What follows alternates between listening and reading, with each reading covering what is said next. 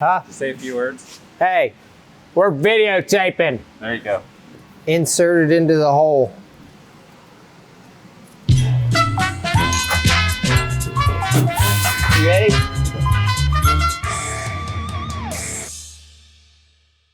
Hey everyone, Levi here with HammerFab. We're going to show you guys how to install this master cylinder and brake booster. We got a bare brakes master cylinder and a master power brakes booster.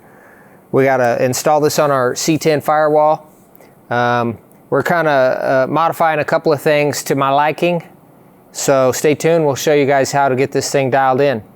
Okay, now we're gonna get this old harness out of here just to get it out of the way. You know, if you have to, snip a couple of wires, because we're gonna get a whole new wiring harness from Classic Parts of America. So we just wanna get this stuff out of our way.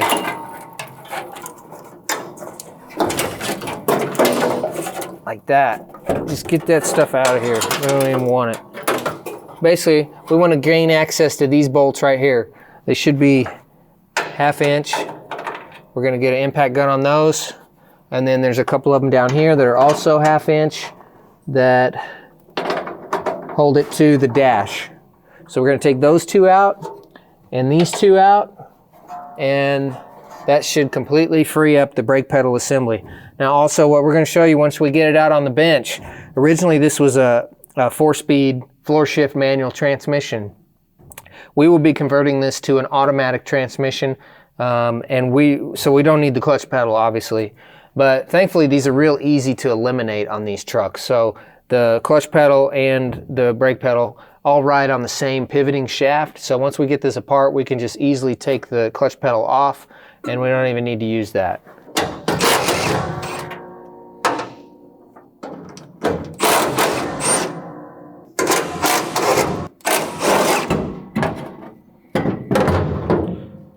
There it is, one big complete unit. I really like these trucks for this reason, because it makes it easy to do upgraded brake components on the firewall. Some of the older trucks like the 55, the 59, Chevy trucks, and even older than that, they're not real easy to adapt swing and pedal. One of my pet peeves is the through the floor pedals that kind of have the master cylinder under the frame, under the cab, mounted to the frame. I mean, they work fine, but the way the pedal goes through the floor, it feels really clunky. So we don't want clunky, we want nice and comfortable cruisability.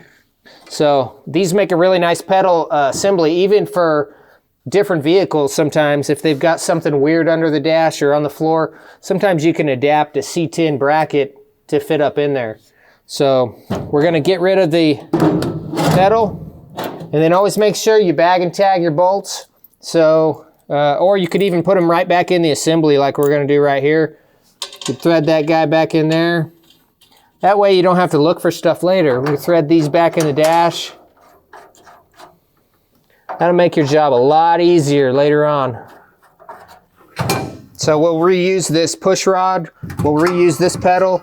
All that stuff's looking really good.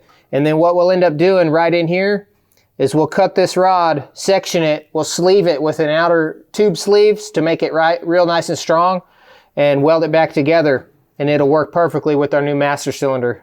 Now that we've got the brake pedal assembly out of the truck, there's a couple things we need to take off of it. One of them is this linkage here. This shaft goes all the way through all the pedals, so we need to keep the shaft, but we need to take this loose. It's like a squeeze grip clamp there, and what this did was went to the shift linkage outside the truck to shift the transmission, or to do the clutch. So we don't need a clutch. So see, when you do the clutch pedal, that's what moved that. So we don't need that, and we don't need that. So let's take this loose. Hopefully it comes off easy.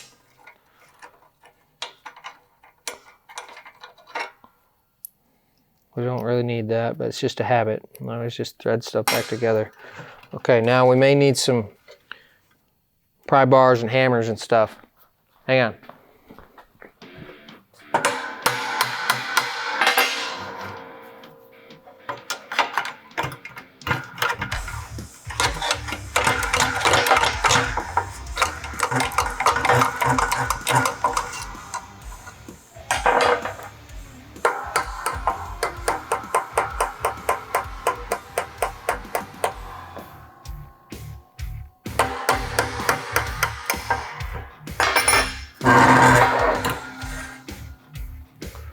You know what? We're just gonna do this the easy way, or kind of the cheap way. We're gonna still use that. We're gonna use part of this. Okay, so we still want to use that spline part of this, but we're gonna cut it down because we don't need this whole arm swinging. Cutting that off. We're saving that, losing that. That way we can reuse that bolt. Good thing I kept the bolt. And then over here, instead of taking the whole shaft out, putting it back in, we don't really need to do all that. We're just gonna cut this because we don't need a return spring anymore. And then we're just gonna cut this. And basically, we're just gonna turn what's left over into a washer that gets welded to that shaft. So right now it's just kind of crimped on there. So we don't want things rattling around and stuff. So what I'm gonna do is just clean the edge of this down to bare metal so we can TIG weld it real easy. And then that way, and then we'll cut this bracket down that used to be the clutch linkage. We're just gonna cut that there and there, and we can reuse that part of it as a clamp on the other side.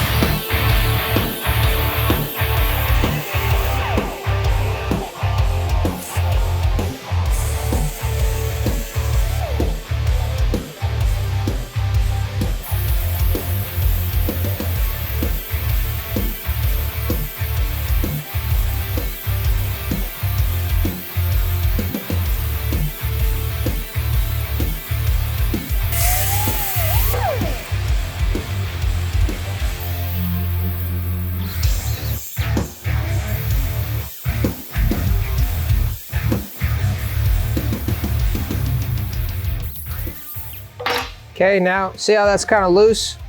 Now we can weld that on there and it'll be good on that side. Okay, now the other side, we want to just cut this bracket down. Actually, let's go over here and do it on the bandsaw.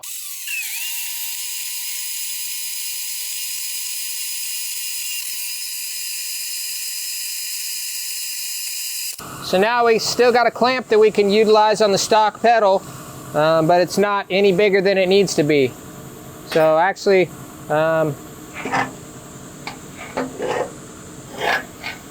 we can put that back on.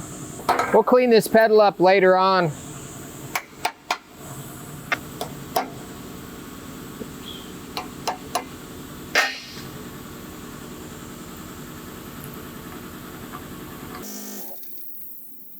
Just like that. You eliminate the clutch pedal. This thing can spin freely all you want, and it's still going to do the job for holding the brake pedal in place. So then we'll have to shorten this, and then we need to shorten this bracket. So we'll do that later. That's not important right now. We'll probably do that when we show you how we're going to install our brake booster. For this project, the 66 GMC, we're using a brake booster supplied by Master Power Brakes, and the master cylinder is from Bear Brakes. So we'll do a video on how to mount all that stuff. But for right now, since we're doing firewall stuff, we need to take and chop this and section this bracket. So right now I'm kind of guessing because it's hard to measure on the truck exactly what it is because everything's kind of stamped and not real precise on the truck. So it's pretty close to 1 1/4 inches. So I'm going to start with 1 1/4 inches cutting out of here. And then once we actually get the firewall on there, we'll remount this up under the truck and double check our measurements and make sure that it's just right. And if we need to, at that point, we'll trim the brackets and dial them in so that this is mated perfectly right on the surface of the firewall. We're going to section this bracket. Now what I mean by section is we're going to cut a section out of it and then put it back together and weld it together to make it a little bit shorter. So why do we need to do that? Well, we made our custom firewall here on a recent video. You guys can check that out on YouTube. There's a 2-part video, or no, there's a 1-part video on doing the firewall install. We made the firewall in a seminar a while back, and one of the things that we did when making that firewall was we chopped off the outer level. On these C10s, they have like a recessed or a kind of a pumped out section of the firewall about 1.25 inches deep. It's almost like a rain gutter, so that if water gets in the engine bay, it hits that and then runs off the side. And so what that does is it gives us more room to design, but it also gains 1.25 inches of valve cover clearance. But every time you change something, it changes 10 other things. So you have to fix the brake pedal bracket if you want to reutilize that, which we do.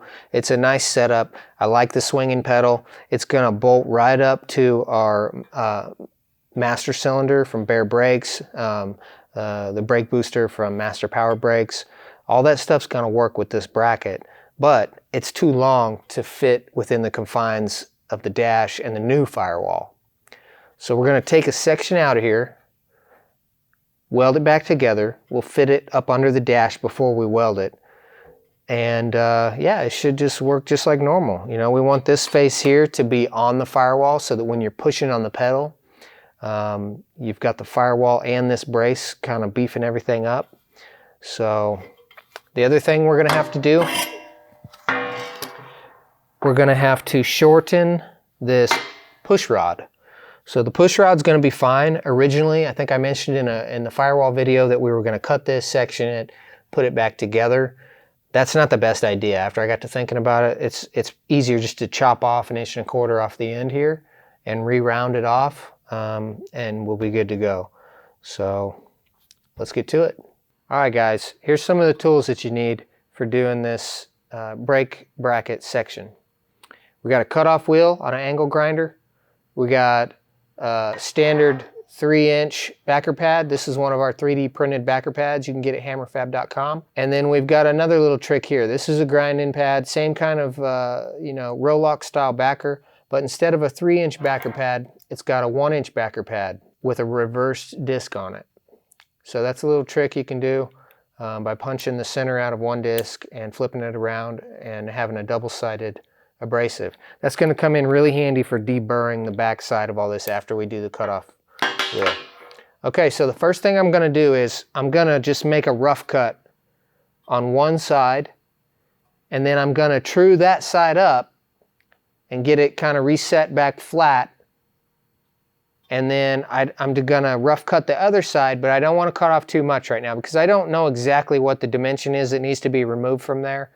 So we're going to creep up on it. We're going to cut a little bit, make one side nice, and then we're going to cut a little bit and then slowly tune the second side to fit the first cut.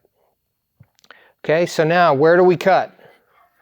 Well, you got to kind of examine the situation here and you got to find out what would be the best place to cut. Okay, so like over here we could cut this out anywhere right through there, 1.25 inches, but look at the top. The top has this big gusset dimple in it.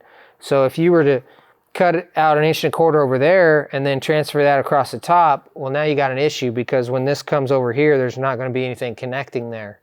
So we don't want to cut it up here. Same thing over here. You don't want to cut it out right there because there's a feature here that's going to be hard to splice back together. Well, you don't want to cut it out back here because this tapers narrower. So if you cut that out and you move the narrow spot to the wide spot, now you've got a big shelf overhanging that's not going to line up. So you kind of got to do some figuring and see what's the best spot. So right through here we've determined is the best spot because it's flat the whole way around. And the distance, the length here and here is pretty close to the same, and there's no bumps in it anywhere. And we're going to be eliminating these two giant holes at the same time, which we don't need. So, not that anybody cares, but so yeah, we're going to rough cut it right there, and then we'll true it up, and then we'll start fitting the second half.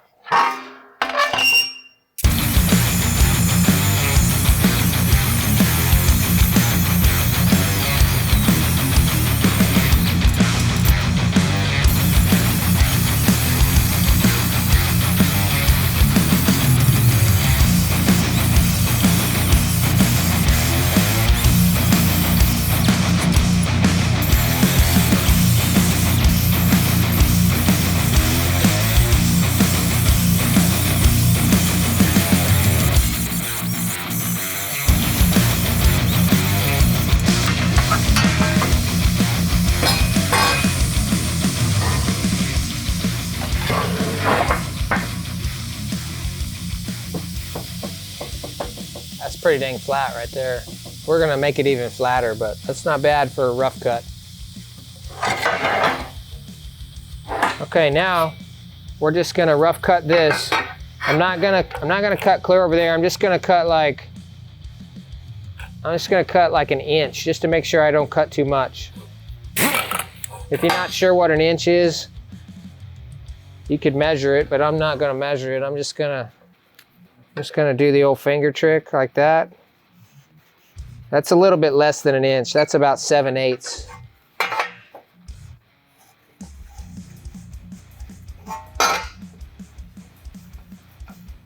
You're like, how do you know it's 7/8? Because I've been doing this a while. It's 7/8.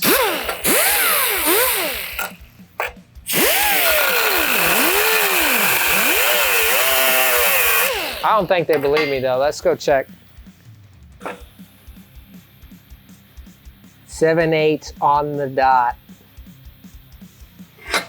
Here, let's look at the top. What's the top? Look at that. 7/8 of an inch. This ain't my first rodeo. The guys in the shop, I'll tell them that. I'll be like, hey, that's about 7/8 of an inch. They'll be like, nah, it's not. I'll be like, yeah, it is. That's 7/8 of an inch.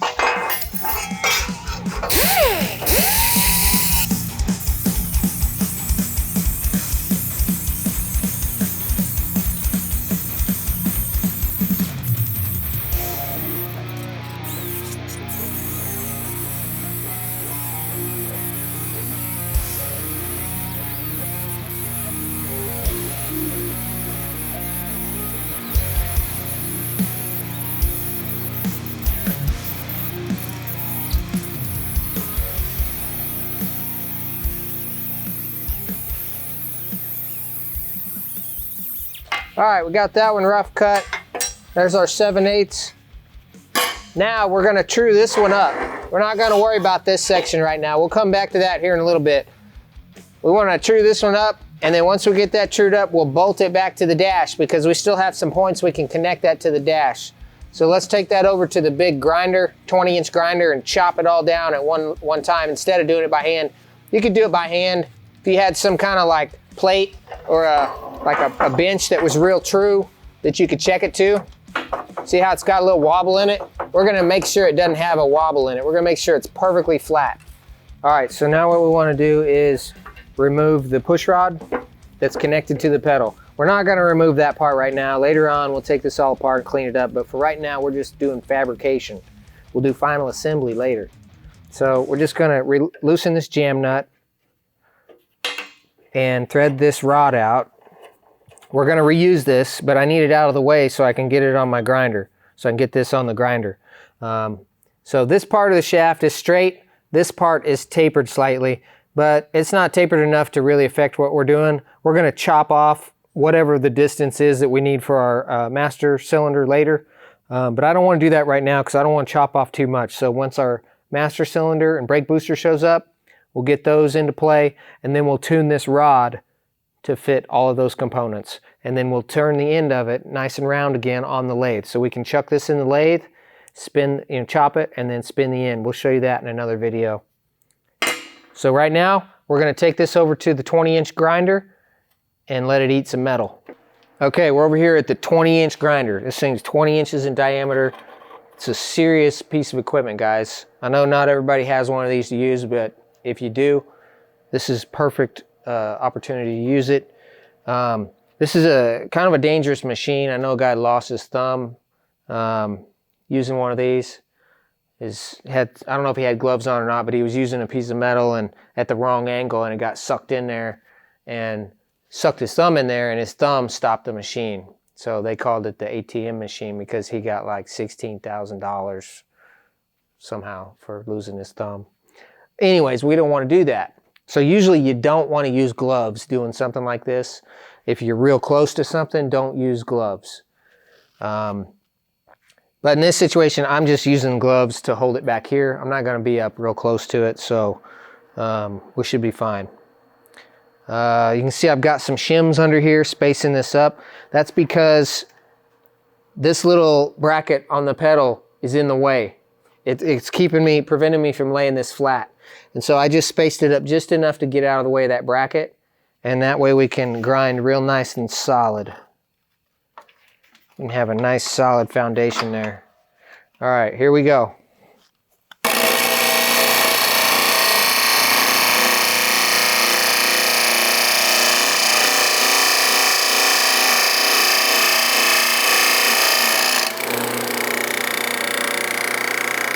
Perfect. Perfectly true.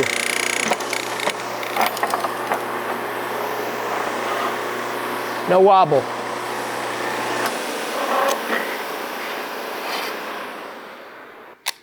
All right, now you want to use the angle grinder that has the double-sided abrasive. We'll show you guys how to do that in tips and tricks later on. If you follow us on patreon.com/HammerFab, we got all kinds of little tips and tricks that we leak out to our subscribers. So we'll show you how to do that on there. Can't show you everything.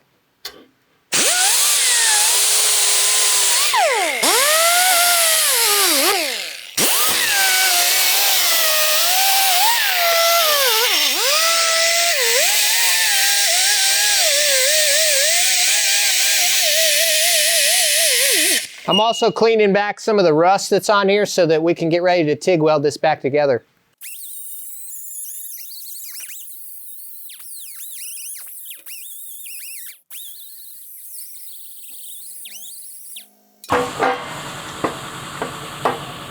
Nice and flat. See how sturdy that is? That whole edge is sitting on there perfect. All right, that side's done. Now we can bolt that back into the truck. Utilizing the mounting points on the dash, and that's going to put it right back where it needs to be. And then we can start fitting this piece while it's in the truck. Little trick, this seems pretty obvious, but maybe it's not to everybody. Whenever you take something apart, if you can, put the bolt back in the hole that it came out of, and that way the bolt will always be there when you go to put it back on. That way you're not spending a bunch of time looking for stuff. Okay, so that goes there, and that goes there. Now there is a little bit of adjustment on this hanger bracket, you know, which is good. That's going to give us options later when we start, well, here pretty soon once we locate the holes into the firewall. Do you see how even though I've got these two front bolts snug, there's quite a bit of there's just a little bit of adjustment right here, but a little bit right here is a lot out on the firewall end. So, I mean, it's probably a 1/4 of an inch at the firewall side up and down. So, yeah, maybe more than that, maybe about a 1/2 inch. So let's think about that for a minute. Why would you want adjustment there? Well, we have the opportunity right now to put the holes in the firewall where we want, right? So we're going to have a firewall mounted brake booster, which this truck did not originally have. We're going to have an LS engine in there that has some custom valve covers on it, which we don't really know where they're going to land yet. I'm pretty sure we're going to be fine on clearance on all that. But just in case, we have the opportunity right now to make this a little bit higher, which will give us about a 1/2 inch more clearance to the valve cover area. So we might as well just push it up and make it as high as possible. So what we'll do is we'll push this bracket up, tighten those bolts right here that are on the hanger, and that'll ensure that as we're fitting the rest of this bracket, it'll mount the brake booster as high as possible. Other thing it changes is the steering column angle a little bit, because this whole bracket is controlling how the steering column clamps in there. But in our situation, it's not that big a deal. We're not going to use the stock firewall exit hole for the column. We're going to put that where we want. So if the angle changes a little bit, it's not that big a deal. Also, on the chassis side, we're no longer utilizing the stock chassis and the location of the stock steering gearbox. We've scrapped all of that. We've got a new chassis coming from Chop and Block Chassis Products, and it's going to have rack and pinion steering. So we're going to have to come up with a way to get the steering shaft from the column to the rack and pinion anyways. So what's another, what's a 1/2 inch going to matter? It doesn't matter, because we're going to custom make those shafts anyways. Push the bracket up.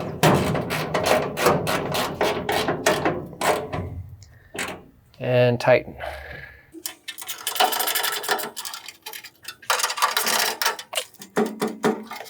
Okay, we should be good. Now we can fit the the other half. All right, we're under the dash here on the 66 GMC. We're sectioning this brake bracket. We've got the main part reinstalled under the dash. Now we got to fit the outer section. This is it right here. We've rough cut it, but I didn't want to cut off too much initially. So you see how if you slide that up on there, I can't get it in there. That's good. That's good right now. That's what we want. If it falls right in there, it means you cut off too much. So looks like we need to trim off about 3/16 of an inch in order to get this to slide up where we want it. So which would put it right till that hole gets gone, goes away. So we're going to take this over to the 20-inch sander and slowly creep up on it and just remove a little bit at a time until this goes up in there. Check it before you wreck it. Okay, this side over here by me is looking real close. So we're within a 1/16 of an inch. The other side needs to still go down quite a bit.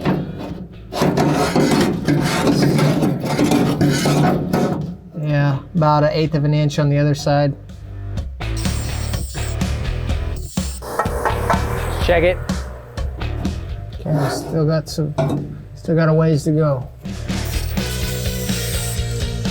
All right, now we've got that trim down. I'm pretty sure it's exactly where we need it. It was close a minute ago and I just took off a little bit more. So we'll put it in there, clamp it in place, double check it one last time. And then we're gonna make some witness marks from this panel onto the other one with a Sharpie marker. And what that's gonna allow us to do is make it so that we don't have to weld it under the dash. We can take both pieces back out, line up the witness marks, clamp it, and weld it on the bench, knowing that when we put it back in on the final time, it's gonna fit.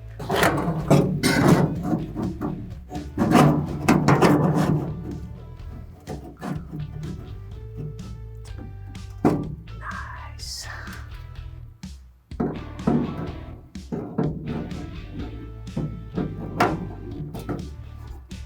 Okay, now I'm just feeling up at the top. I want the top edge to be flush, and I'm not real concerned with this stuff hanging down the bottom. So I'm reaching up inside, and I want to make sure that those top edge lines up all the way across. And then I'm going to check the side to side. It actually lines up really good on the top. So we cut it in the right spot. Okay, now I'm going to put some clamps on it. Double check your height again. Okay, we're good on the height. I'm going to double check the height on the top. Okay, we're good. Boom, that's where that bad boy is gonna go. Now we're gonna make some witness marks. Can I get a witness? Right there, I know you guys can't see this, but, well, I'll do it over there where you can see it. I'm drawing a line from one piece of the part to the other. And I'm gonna do one on the top and the bottom. You want this to be a nice fast motion. That way the lines line up. Okay, let's do it over here on this side where y'all can see it. Can you see that? All right, here's a witness mark. See? You can do one right there, go in the other direction, and do one down here. And now when you line those marks up, you know it's gonna go right back where we want. And since we got witness marks and this is fitting really good, now we can transfer these holes right into the firewall too. That way when we take all this out, we can go ahead and drill those holes. And when we put it back in on the final time, it'll be ready to bolt in and ready for the brake booster and master cylinder to bolt up. You want to use a little scribe like this with a little hook on the end. Hold it nice and parallel to the panel. Don't hold it out like this. I mean, I guess you could as long as you, but we just want to go roundy round in that circle. Can you see that? Here. Like that. Okay, now we're going to do the other one up in here. It's kind of hard to see. And then we also need a hole in the middle where the brake booster is going to be. So there's not really anything real nice to scribe right there. So I'm going to sketch a little hole where the hole needs to be.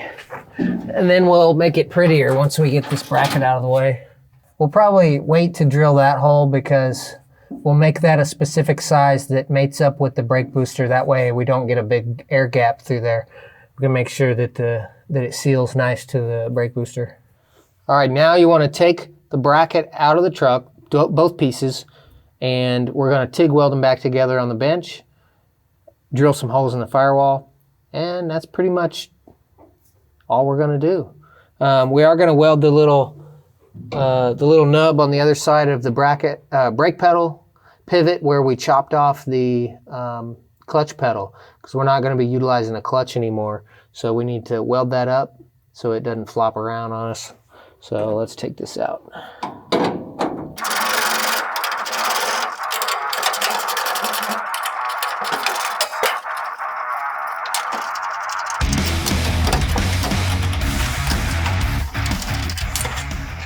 All right, we're ready to weld these brackets back together.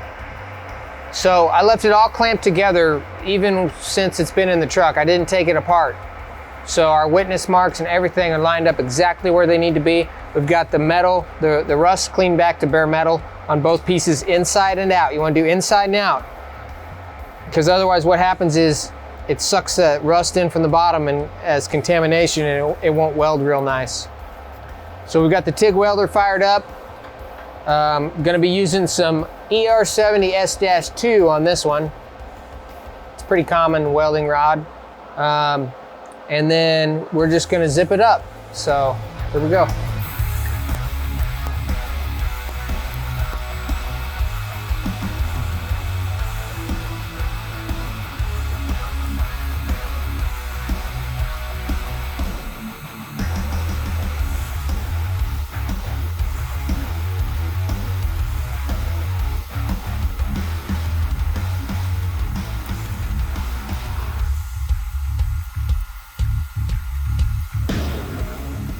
We got the bracket all welded together now. So we did a real nice TIG weld all the way around there. We even TIG welded what's remaining of the clutch pedal to the shaft. That way it's not rattling around. And now we're ready to install this bracket in the truck. Only thing left to do is disassemble it, sandblast it, send it to powder coat, and we'll have a nice setup ready to bolt into the truck. All right, we're ready to drill some holes in our firewall. We transfer the marks onto the back side. Now we're gonna drill them. I'll show you guys how to accurately, properly drill some holes so that they don't scoot around on you. So first thing we're gonna utilize is this guy right here. It's called a spring tool. That's the name brand of it, spring tool. You can get them Amazon, wherever. It's a prick punch basically, or a center punch. But you have to use two hands on it. But that's the downside of it. But the upside of it is it hits a lot harder than a spring-loaded push one. So this is my preferred method. So we're going to use that to make a little indentation right in the center of our scribe circles. Okay, so we're going to place that right in the middle, like that, rotate up, and then prick it. So it's kind of loud, so I'm gonna put some hearing protection on. Find the center.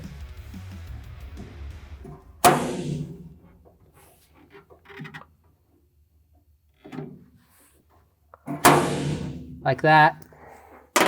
And now we got a cordless drill with an 1/8 inch drill bit in it. Now this is just our pilot bit.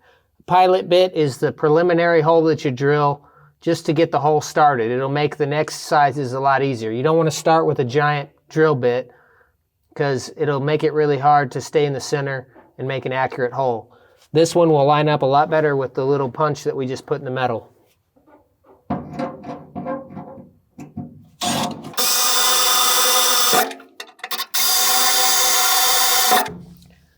Okay, now that we got our pilot holes drilled from the inside, we no longer have to work under the confines of the dash. Let's go out into the outside so that we can easily drill some holes using a step bit or a unibit. Now we've got our step bit and our cordless drill. I don't know if you guys can see that, but it's got several different diameters that you can drill with it. And it's got markings down inside the groove there that tell you what they are. But we're gonna step it up to 3/8. The first size on the step bit is already an 1/8 inch. So that's why we drilled an 1/8 inch hole in here, because I knew that was gonna line up. Let's see if I can grab a hold.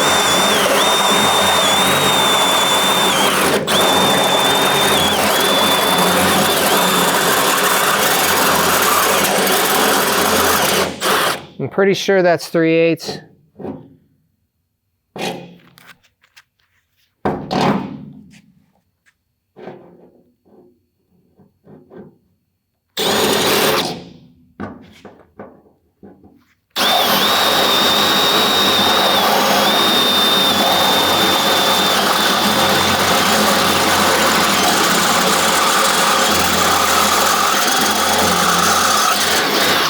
You never have to worry about your bit walking on you when you use a step bit. It always makes a perfectly centered hole, and a lot of times it even chamfers the outer edge when you get to your last diameter. Let's check that with a bolt real quick. All right, I just like to check real quick, make sure that the bolts that we're going to be using are going to fit this hole. This is a 3/8 16 bolt.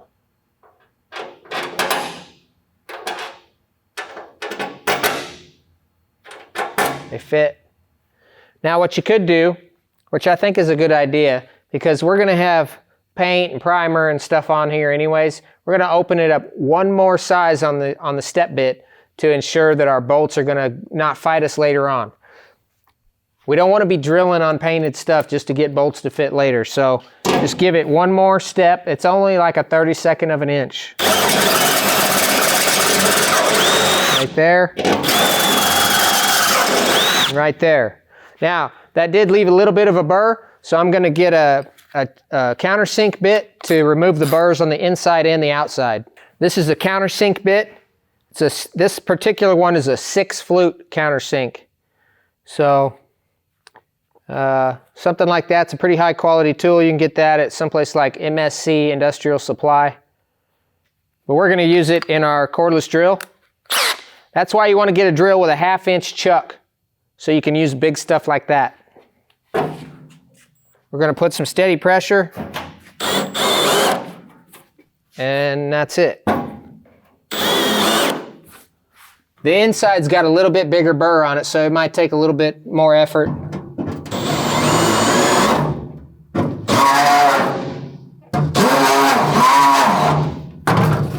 No, there's still some on that one. There you go, nice and flat.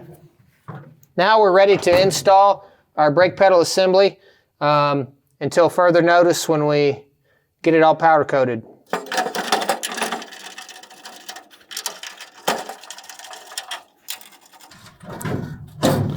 Now we're just gonna put the bolts in loose for right now until I can get the outside bolts started in the holes on the firewall. That's gonna determine where to snug these down. We'll put these in first and then snug these down. Now we're gonna be obviously drilling another hole here so that the push rod can come through, and installing a brake booster from Master Power Brakes along with the master cylinder from Bear Brakes. So obviously right now this isn't the final answer, but I just want to bolt it up in there so that we can snug it down and then wait on that stuff to show up. But this is going to determine where we tighten it in there. So we'll snug these first. Let me go grab another bolt for that. Oops, that's a metric bolt. That ain't gonna work.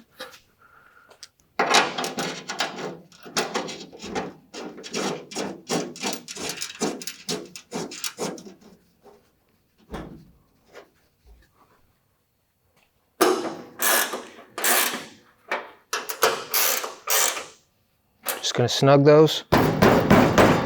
It's gonna make that nice and beefy right behind there. Yeah, that's what you want. When you're pushing on that brake pedal real hard, you don't want the firewall flexing and you don't want that bracket moving around.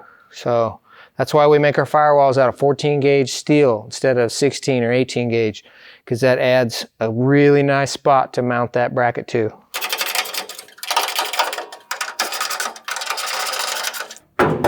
there you have it. Nice clean installation of a modified brake pedal bracket for 60 to 66 Chevy C10 and GMC trucks. So there again, the reason we did that was because we modified the location of the depth of the firewall. We moved it back about an inch, inch and a quarter, so we had to modify the bracket also. Now this guy is solid. It's not going anywhere. It utilizes all the stock mounting points except for the 2 that we drilled in the firewall. That's all we had to do was drill 2 holes. Well, it'll be 3 once we do the Master Power brake booster on there. So we'd like to thank Master Power Brakes for supplying us with a 9-inch brake booster, and Bear Brakes for supplying a master cylinder to go right along with it. So we're waiting on that stuff. When we get that stuff in, we'll do another little video to show how we install that.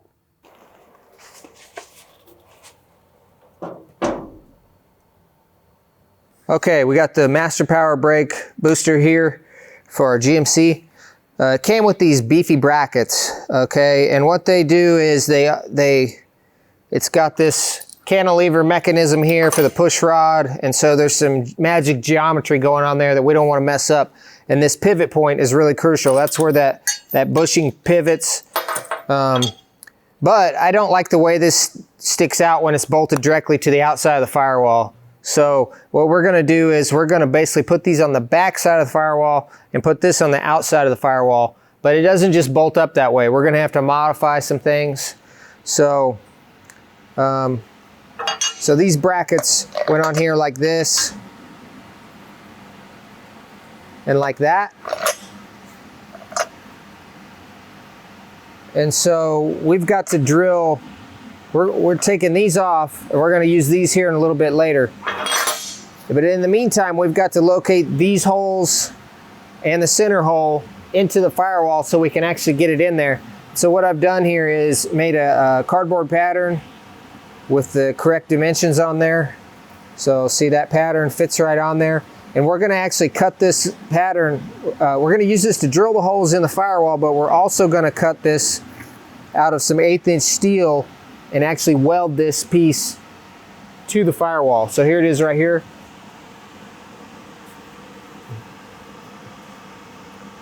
So we're gonna punch these 4 holes, drill this one with the hole saw, and then that's basically gonna sandwich the firewall and make it real nice and beefy. And then we'll TIG weld this flange right to the firewall. And then once we get that installed on the truck, then we can modify these brackets to work with the C10 bracket on the inside. Let's go do it.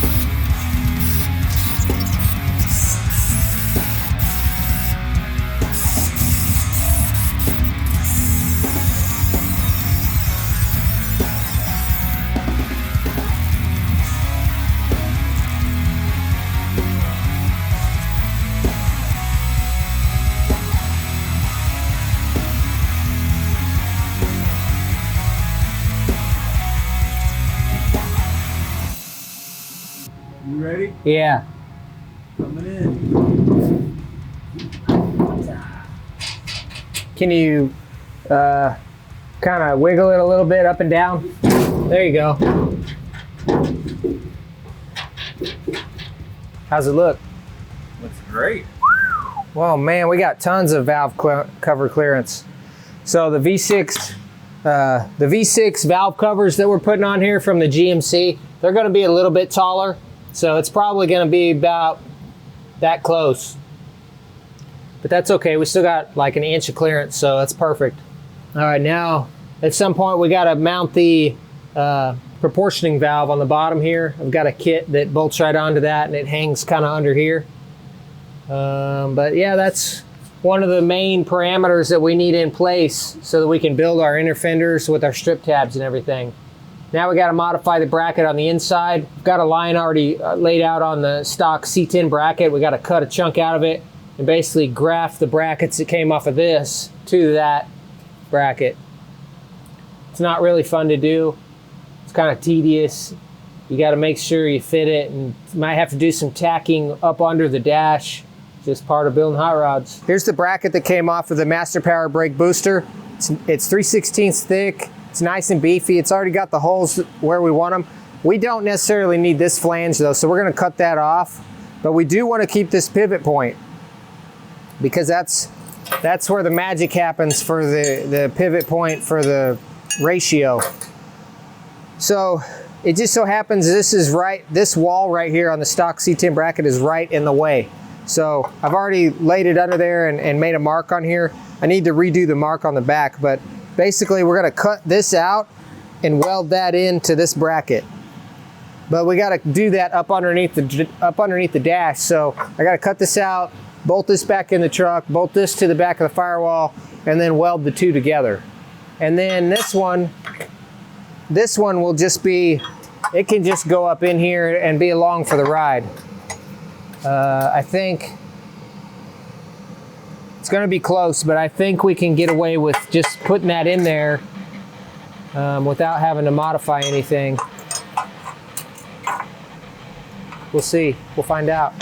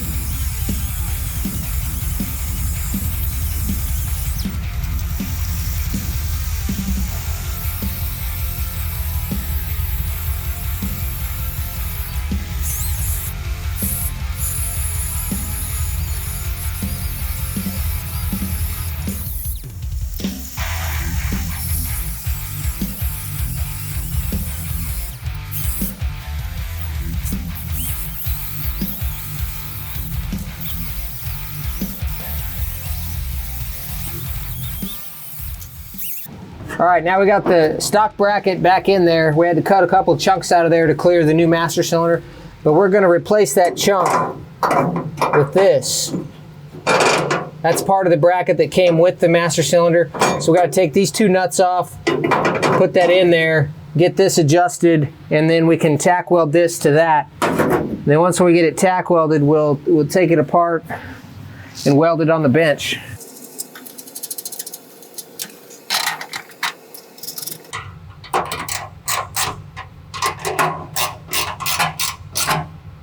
All right, now that's nice and beefy right there. Okay, now we gotta adjust this bracket down to it like that.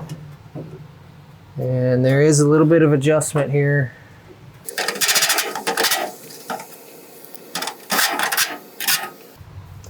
That's pretty close right there, man. I mean, there's a little bit of a gap, but we can weld that up. I wish it didn't have that big gap, but it's close enough where we can still weld it. Main thing is it needs to be right. This needs to be right in relation to this. I probably should have taken a little more time and creeped up on that so I don't have a huge gap, but it is what it is at this point. All right, now we can, while we're here, let's check the fitment of the other bracket. All right, so we have not cut on this one yet. We may not need to. Yeah, we are gonna need to because it hits that spring. So we're gonna have to chop this off just like the other one. Yeah, because it's hitting the spring. That's okay. We'll get rid of that. Otherwise, it'll go right on there. Actually, I'm not even sure oh yeah, we do need that. Really, the only reason we need that is for the pivot point.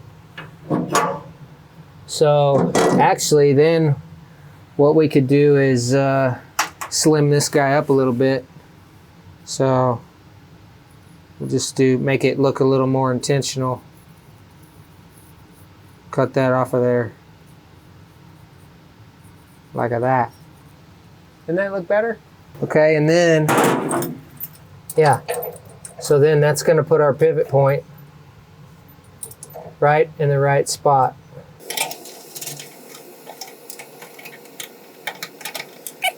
Look at that.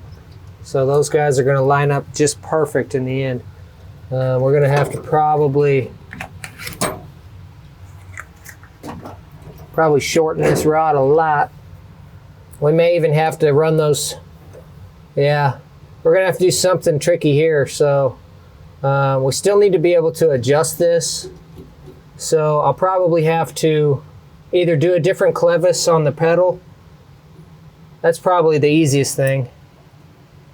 Yeah, I'll just do a different clevis on the pedal. Or we could maybe just, depending on what threads these are. Yeah, they're different threads, so getting a different clevis would probably be the easiest thing because we can just buy that and then bolt it back onto the pedal. All right, let's take it apart. Get under here and tack weld that bracket to the other bracket. Cut the last, cut the other bracket. Time to TIG weld this bracket.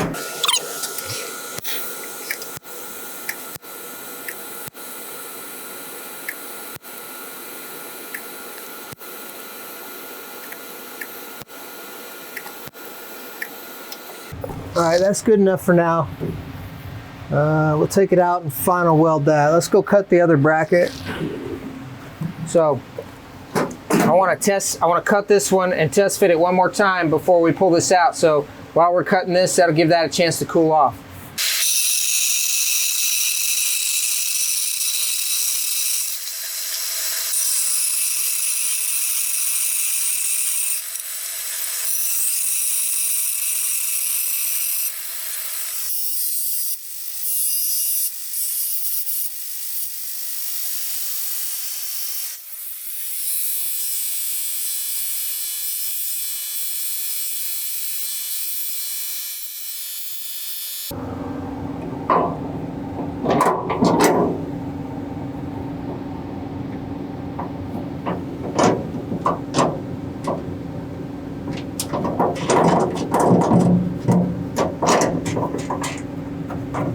Well, I'm not putting the top nut on right now. It's a waste of time. But basically, we got the bottom one on there. Our pivot points are lined up exactly where they need to be.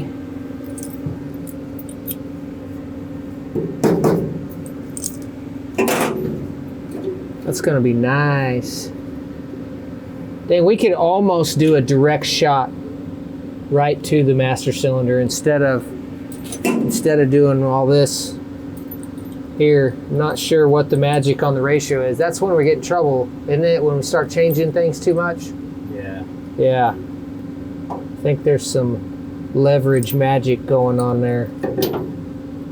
Yeah, it'll work either way. I mean, we'll just stick with how they engineered it because they know best. They're the brake guys. Master Power Brakes.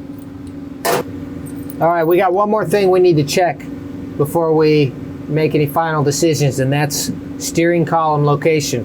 We're going to show you guys in a separate video how to install that. But right now, while we're dealing with this pedal bracket and everything, we need to make sure that this bracket isn't going to interfere with the steering column. It looks like it's going to be really close, so let's check this out real quick.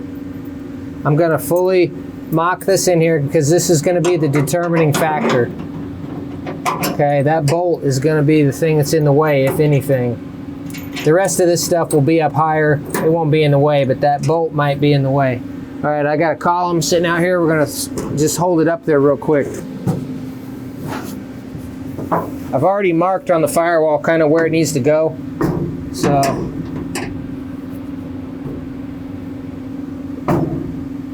it's close, but it's not hitting. So, well, depends on how you hold it. But I mean, we can still correct that with where the column goes, but it's going to be really stinking close. I think we're going to be okay though.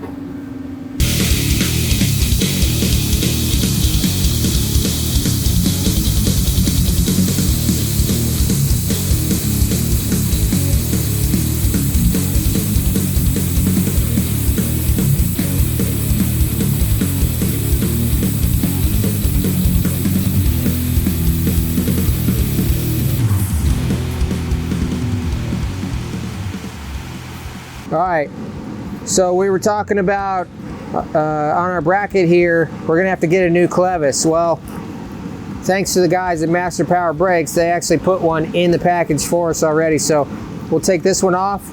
This one will straddle the bracket on both sides, so we'll have a double shear instead of a single shear.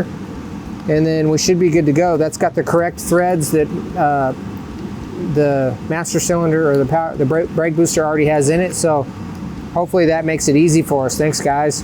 And then also, this came with it. So this is a vacuum pump that goes with the kit. So not sure where we're going to put that yet, but you can pretty much put that wherever you want. We'll probably mount it to the chassis somewhere. But it's a silent drive vacuum pump system from Master Power Brakes.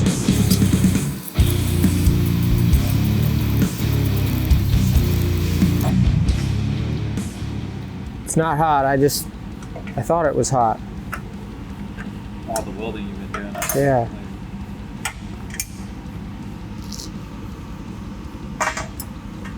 Oh, we might be able to reuse that. No, probably not. It's made for that collar. We'll keep that together. Put that in our C10 archives. I gotta get like a washer to put in there though. There we go, that takes some of the play out of that. All right, we got our clevis installed on the pedal here for Master Power Brakes. That came with the kit. It's got the correct internal threads on there. It's got a jam net that comes with it. So now we just need to put this all back in there one last time. We got it welded finally, so we'll put it all back in there and get a final cut length on those threads.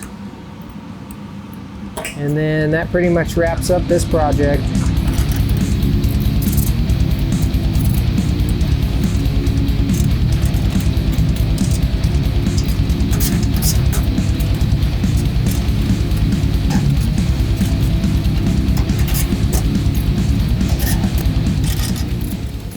Okay, now, okay, that goes up there. Let's hook everything up. I want to get a good test fit on everything. Oh, I should have put that in before I put that bracket on. Ah. Note to self. Put that in before you put the bracket on. What you do is you do this. Well, we're still not going to have enough threads. That's okay, we can put some more threads on here. So basically we need like another inch of threads on there. So we got to have room to engage in here. So we're gonna cut it right there. Get rid of all this.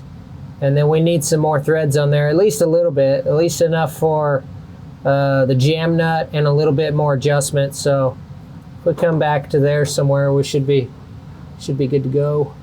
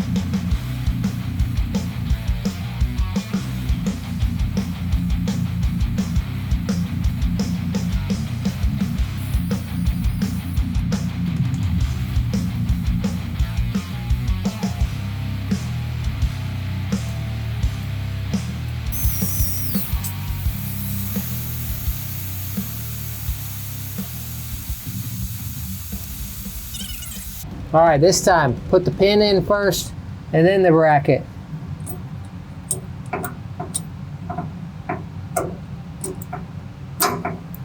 And then also right now, before I final install that, so I've got the whatever you call it, push rod threaded into the clevis, but I need to pull the pin out, give it a few more revolutions,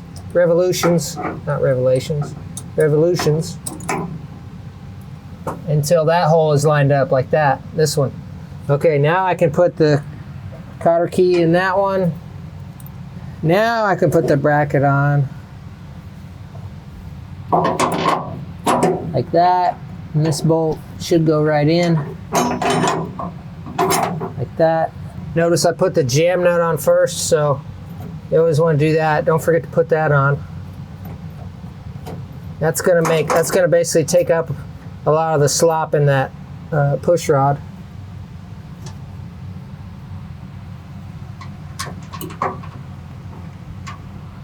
So this is a little bit of doing, it's a little bit of work, but I'm really happy with the results. Like, I feel like it's a nice solid brake pedal bracket, master cylinder, brake booster, everything.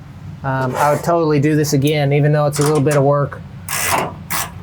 It's nice and beefy.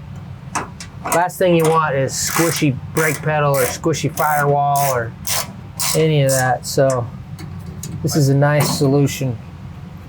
I think it's awesome that you get to retain using stock setup. Yeah, because a lot of the C10, the stock C10 stuff is pretty decent stuff already. So yeah, look at that. That's a nice feeling pedal right there.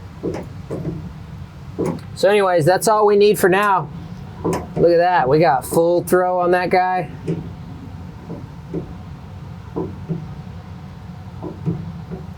Oh, I see what it is. So by having that longer arm connecting up there and shorter down here, it magnifies, like this is pushing faster than this is. So you're getting more throw up here than you would if you did a direct connect.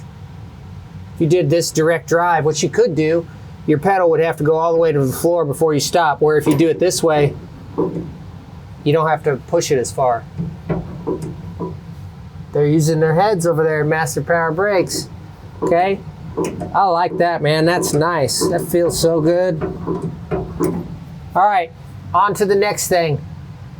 Coming up, we're going to show you guys how to install the aftermarket steering column, how to place the hole here on the firewall, cut the hole. We're going to do a neat little bung on here. Show you how we do it here at HammerFab, where it's nice and clean.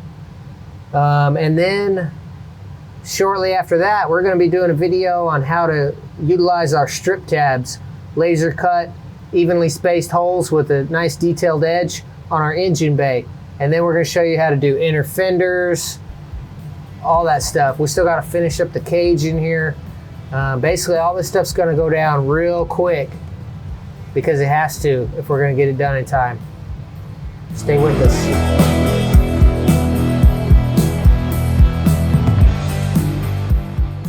Thank you for watching our latest video.